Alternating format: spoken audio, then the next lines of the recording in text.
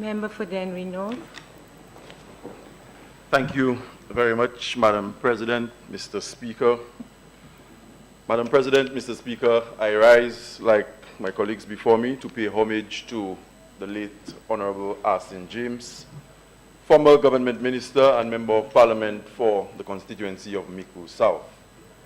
I must admit that unlike the member for Bawano and to a certain extent the member for Castries South East, I did not know Mr. James as well as I probably know his daughter. Not, Mr. Speaker, Madam President,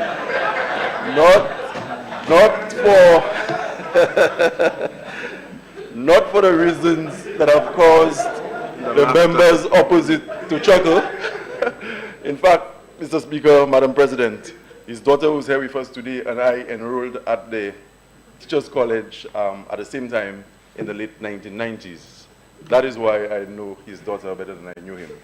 And it has nothing to do with the reasons that caused the member for Soufrière in particular to chuckle. Mr. Speaker, I received a text message on the morning of Saturday, July 28th, from one of Mr. James's relatives who resides in Micoud South. She informed that Mr. James had been airlifted from St. Lucia to Martinique the night before, that is the Friday night, because of failing health. I was shocked like the independent senator because I did not know that Mr. James had been so severely ill. I expressed hope that he might have recovered, but I was forewarned to brace myself for the worst. Just as had been predicted by my informant from Micoud South, Mr. Arsene James succumbed to illness less than 24 hours thereafter. The friend and native from Micoud South decided to inform me because she knew of my friendship with the deceased MP. Most of us will know, especially those of us who are close to the community, that after he left active politics, Mr. James was very much integral with the Burial Society movement. And many of my constituents who still pay society as we know it, travel to Micoud to make their payments, and upon the death of a loved one, they go to Micoud to receive what is rightfully theirs.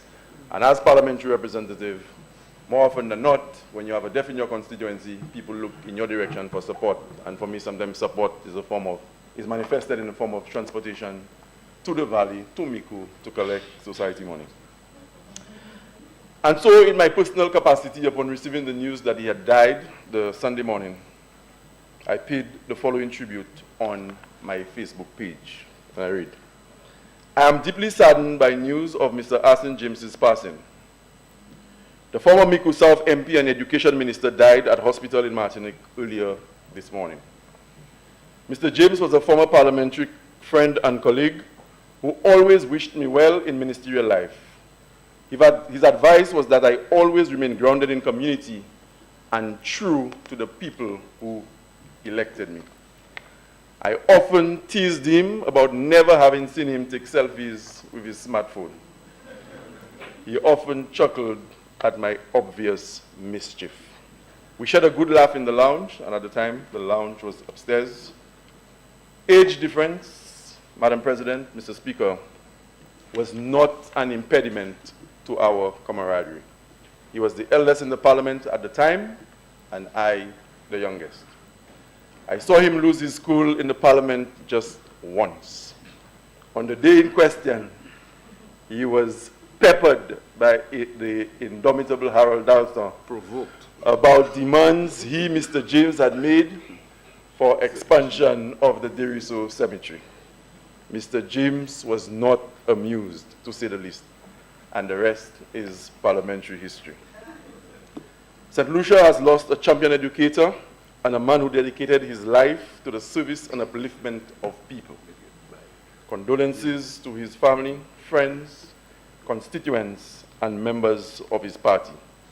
May his soul rest in peace.